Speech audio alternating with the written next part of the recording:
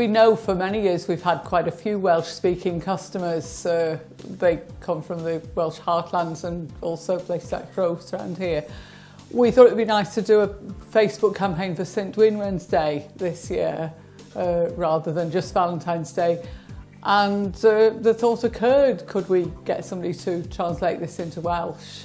And Mark Jones very kindly obliged, and so we went ahead and published it. We were publicising our second-hand clog eye jewellery, which is very popular. And we were amazed that compared with our normal, perhaps few hundred or so reach, we got nearly 5,000 reach and 500 engagements. So it was well worth doing. I think we did make a couple of sales on the back of that and get at least one new customer. It was just terrific, we were surprised.